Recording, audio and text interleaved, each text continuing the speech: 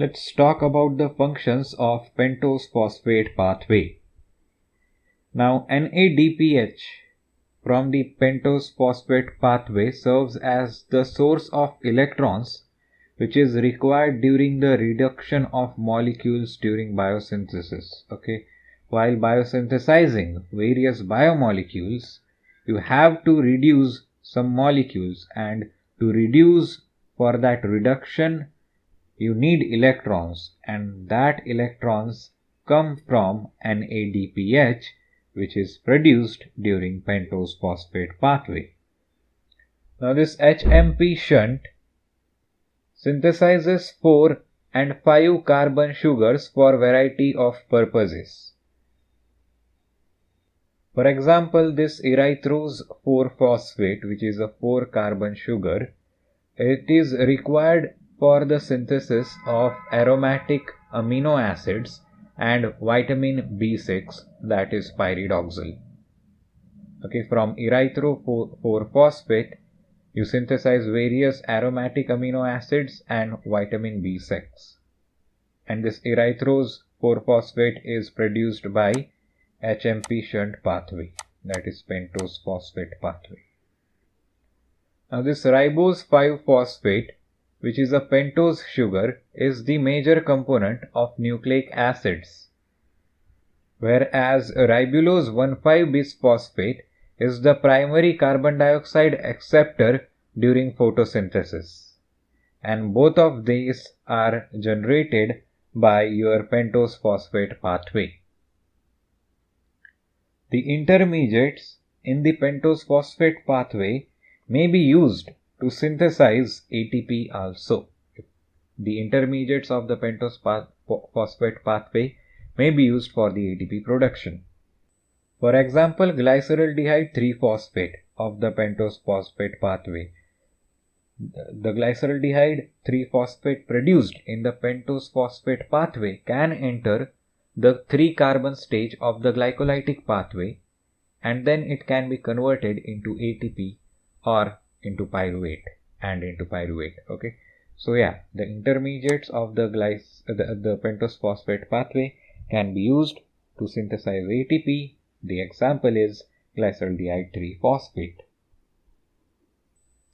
Now let's discuss about glucose 6-phosphate dehydrogenase deficiency. What happens when an individual has the deficiency of this enzyme known as glucose 6-phosphate dehydrogenase. Now this enzyme, glucose 6-phosphate dehydrogenase, is abbreviated as G6PD.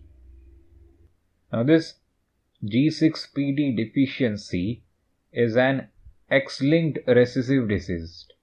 Okay, glucose 6-phosphate dehydrogenase deficiency is a X-linked recessive disease. Now this glucose 6-phosphate dehydrogenase deficiency impairs the ability to synthesize NADPH, which is required for reductive biosynthesis, for example lipid biosynthesis. So if the glucose 6-phosphate dehydrogenase enzyme is not there, the deficiency of this enzyme is there, then it will affect the formation of NADPH, which will eventually affect a reductive biosynthesis, for example lipid biosynthesis. For example, the erythrocyte membrane integrity requires a plentiful supply of the reduced glutathione, which is a cis cysteine containing tripeptide. So if there is deficiency of this glucose 6-phosphate dehydrogenase, then there will be it will affect the production of this reduced glutathione. Okay, because the reduced glutathione forms with the help of NADPH. So if glucose 6-phosphate dehydrogenase is not there, then there is no NADPH, and if there is no NADPH, then there is no GSH, that is the reduced glutathione, and then it will affect the erythrocyte membrane integrity. Now the major function of this GSH in the erythrocyte is to eliminate H2O2, that is hydrogen peroxide, and organic hyperoxide. Okay, in your erythrocyte, the hydrogen peroxide and organic hyperoxides, these two are eliminated by GSH, which is produced with the help of NADPH. So if no NADPH is there, then the erythrocyte will not be able to eliminate H2O2 and organic hyperoxide, and that is the reason why this glucose 6-phosphate dehydrogenase enzyme is very necessary, and its deficiency is not good. Now this H2O2, which is eliminated by GSH, is a toxic product of various oxidative processes.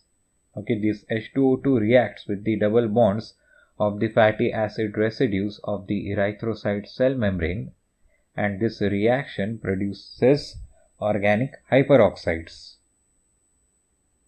And then this organic hyperoxides results in premature cell lysis.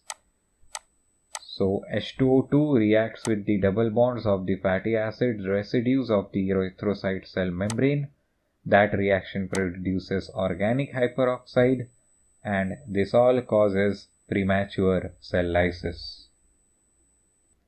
Now these peroxides are eliminated by the action of glutathione peroxidase. Okay, and this glutathione peroxidase, when eliminate these peroxides, that results in the formation of glutathione disulfide, which is abbreviated as GSSG. So there is formation of this GSSG when this glutathione peroxidase eliminate peroxides. So this glucose 6-phosphate dehydrogenase deficiency leads to hemolytic anemia, which is caused by the inability to detoxify the oxidizing agents. That's how it goes, right? This if glucose 6-phosphate dehydrogenase is not there, then there is no NADPH formation, and if there is no NADPH formation, then there is no GSH, and if GSH is not there, then there will be no one to eliminate the H2O2. So there will be no elimination of H2O2 and other peroxides, and this H2O2 will then cause the premature cell lysis. Okay, it will cause the lysis of erythrocytes, and that is called your hemolytic anemia. Okay, the premature cell lysis of the erythrocyte is hemolytic anemia. So that is how the deficiency of glucose 6-phosphate dehydrogenase leads to the hemolytic anemia. So this is how the whole discussion looks like. Okay, the pentose phosphate pathway converts your NADP plus to NADPH. Okay, that's the function of pentose phosphate pathway. Now this NADPH then converts this GSSG into two molecules of GSH, and this reaction is catalyzed by glutathione reductase. Okay, NADPH when gets converted into NADP plus, simultaneously because of that this GSSG is getting converted into 2GSH, and then this 2GSH combines with this toxic H2O2 and there is formation of two water molecules. Okay, when 2GSH gets converted back to GSSG, then simultaneously this toxic H2O2 is getting converted into water molecules, and this reaction is catalyzed by glutathione peroxidase. Okay, so the NADPH is playing a major role in converting this GSSG back to GSH so that this H2O2 can be converted into water.